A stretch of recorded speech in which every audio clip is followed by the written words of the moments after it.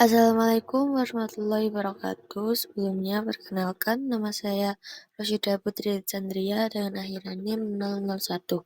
Di sini saya akan menyampaikan tugas resum evaluasi pembelajaran. Baik, langsung saja kita masuk materi yang pertama. Di sini saya akan membahas pengertian dari evaluasi, asesmen, dan pengukuran. Yang pertama yaitu evaluasi. Evaluasi merupakan suatu proses sistematis dalam memberikan pertimbangan, mengenal nilai dan makna dari sesuatu yang dinilai. Yang kedua, terdapat asesmen. Penilaian atau asesmen adalah proses yang sistematis dan terstruktur untuk mengumpulkan, menganalisis, dan menafsirkan data tentang capaian belajar siswa. Tujuan utama penilaian adalah untuk memahami sejauh mana siswa telah mencapai tujuan pembelajaran. Yang selanjutnya yaitu pengukuran. Pengukuran atau measurement merupakan suatu kegiatan yang berkaitan erat dengan aspek kuantitatif untuk memperoleh informasi yang dapat dinyatakan dalam bentuk angka. Proses ini tidak dapat dilepaskan dari penggunaan alat bantu atau instrumen tertentu yang disesuaikan dengan objek yang diukur.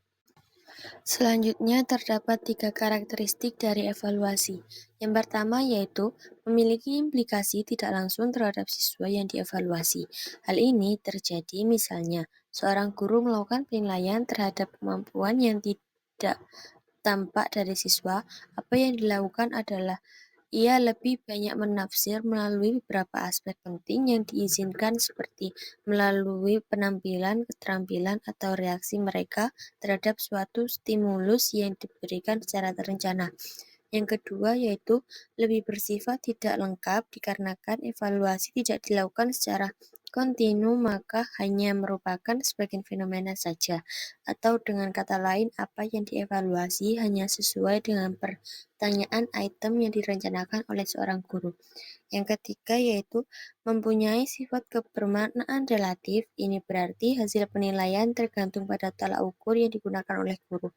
Di samping itu, evaluasi pun tergantung dengan tingkat ketelitian alat ukur yang digunakan. Sebagai contoh, jika kita mengukur objek dengan penggaris yang mempunyai ketelitian setengah milimeter akan memperoleh hasil pengukuran yang kasar. Selanjutnya yaitu karakteristik dari asesmen. Yang pertama yaitu mencakup ranah kognitif, afektif, dan psikomotorik. Yang kedua menggunakan berbagai teknis yaitu tes tulis, observasi, portofolio, proyek, wawancara, dan lain-lain.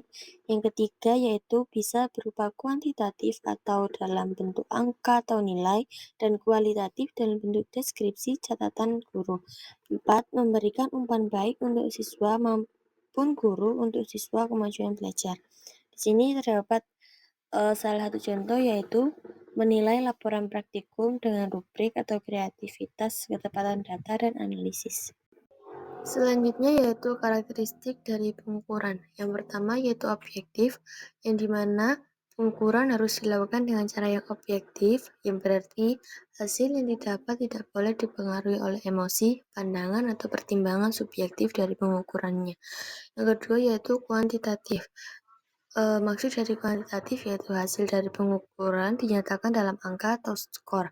Angka tersebut mencerminkan tingkat kemampuan, pengetahuan, sikap, serta keterampilan peserta didik. Dan yang ketiga yaitu terstandar, di mana pengukuran harus dilakukan dengan menggunakan instrumen dan kriteria yang jelas dan konsisten sehingga bisa dipertanggungjawabkan.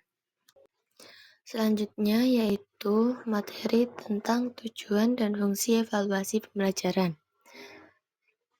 Pada materi ini terdapat tujuan, fungsi, manfaat, dan prinsip. Yang pertama yaitu tujuan. Tujuan terbagi menjadi 4, keeping track, checking for, finding out, dan summing up. Selanjutnya yaitu fungsi terbagi menjadi 4, yaitu berfungsi sebagai diagnostik untuk mengidentifikasi kesulitan belajar. Yang kedua berfungsi sebagai penempatan. Ketiga berfungsi sebagai alat ukur keberhasilan. Yang keempat sebagai bentuk bukti suatu pertanggungjawaban. Selanjutnya yaitu manfaat. Manfaat yang pertama dapat mengetahui tingkat pencapaian tujuan pembelajaran. Yang kedua dapat mendeteksi siswa yang telah atau belum menguasai tujuan Dan yang ketiga yaitu hasil belajar cermin kualitas sekolah. Selanjutnya terdapat prinsip-prinsip dalam evaluasi pembelajaran. Yang pertama yaitu memiliki tujuan yang jelas pada setiap evaluasi yang didasari oleh tujuan. Yang kedua, keterpaduan antara evaluasi pembelajaran harus mempertimbangkan berbagai aspek. Dan ketiga, instrumen dari evaluasi harus benar-benar mengukur apa yang harus diukur. Dan yang keempat, yaitu terbuka dan akurat, di mana proses dan hasil evaluasi harus dapat dipertanggungjawabkan. Materi selanjutnya yaitu konsep asesmen dan jenis evaluasi pembelajaran. Konsep asesmen terbagi menjadi tiga, yaitu assessment as learning, assessment for learning, dan assessment of learning. Assessment as learning merupakan suatu metode yang dapat dilakukan selama kegiatan pembelajaran dan sering juga melibatkan siswa secara aktif. Metode ini bukan hanya menekankan pada hasil akhir pembelajaran, namun juga pada bagaimana cara siswa dapat merefleksikan serta mengawasi perkembangan belajar diri sendiri. Assessment for learning dapat dilaksanakan selama menjalankan proses pembelajaran dan seringkali berfungsi sebagai pedoman untuk melakukan perbaikan atas pelaksanaan suatu proses pembelajaran. Penerapan penilaian untuk pembelajaran dapat dilakukan baik sebelum proses belajar dimulai maupun selama proses belajar berlangsung. Dan yang ketiga yaitu assessment of learning adalah bentuk penilaian yang dilakukan setelah proses belajar berakhir. Utama dari asesmen ini adalah untuk mengukur dan menilai hasil belajar siswa secara keseluruhan akhir satu periode seperti di akhir bab, semester, atau tahun ajaran. Jenis asesmen ini bersifat sumatif yang berarti memberikan gambaran menyeluruh mengenai pencapaian kompetensi siswa. Selanjutnya, jenis evaluasi pembelajaran. Evaluasi formatif bertujuan untuk meningkatkan suatu proses pembelajaran yang sedang berlangsung. Evaluasi sumatif berfungsi untuk menilai hasil akhir dari suatu pembelajaran atau program.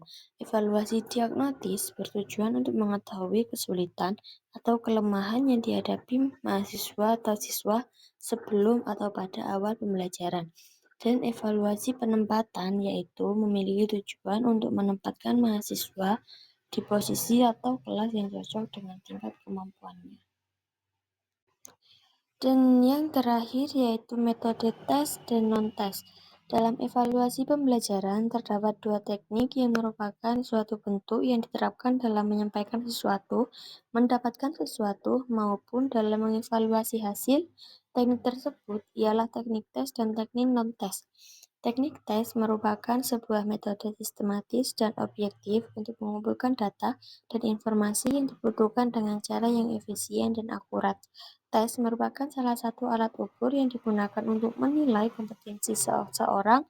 Tujuan utama tes adalah untuk mengukur seberapa baik siswa telah memahami materi pelajaran yang disampaikan, baik dalam aspek pengetahuan maupun keterampilan. Sedangkan teknik non-tes merupakan pengukuran proses mengumpulkan informasi dan membuat keputusan berdasarkan informasi tersebut. Informasi terkait capaian siswa tersebut tidak sepenuhnya bisa diperoleh melalui tes. Tes pada umumnya digunakan hanya untuk memberikan informasi tentang kemampuan kognitif saja. Sekian resum materi yang dapat saya sampaikan. Kurang lebihnya saya mohon maaf. Wassalamualaikum warahmatullahi wabarakatuh.